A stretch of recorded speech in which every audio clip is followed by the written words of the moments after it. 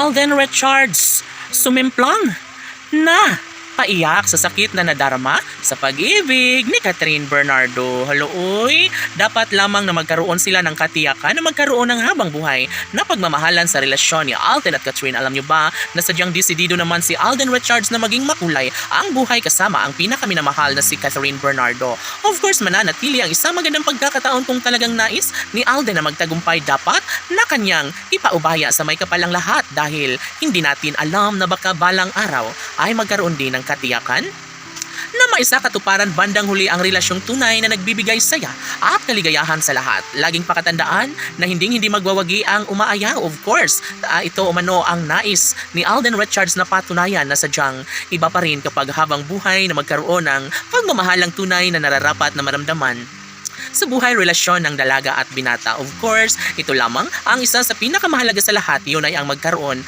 ng malaking posibilidad na mangyayari, na magtagumpay, na maisakatuparan ng isa sa pinakamahalagang pagmamahal na dapat na masaksihan ng milyon-milyon na mga taga-subaybay ng Cat Den Love Team.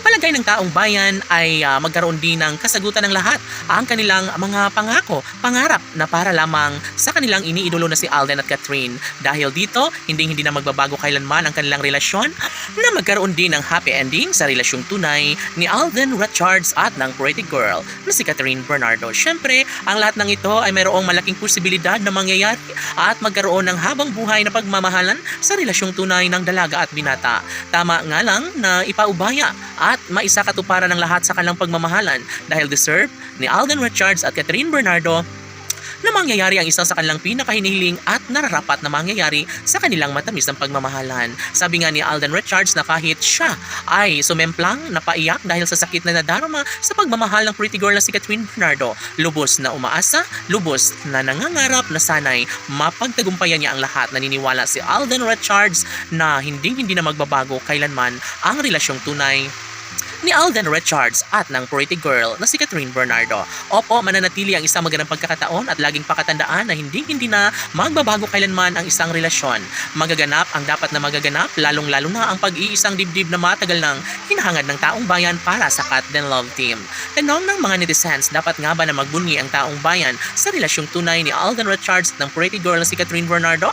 Nararapat nga kaya na maisakatuparan ng lahat sa kanilang pagmamahalan, gayong deserve din naman ni Alden Richards na mayakap at mahagkan sa araw-araw ni Alden Richards ang pretty girl na si Catherine. Umaasa ang lahat na sanay sa mas lalong madaling panahon ay maikasal na si Alden Richards at ng pretty girl na si Catherine Bernardo. Laban!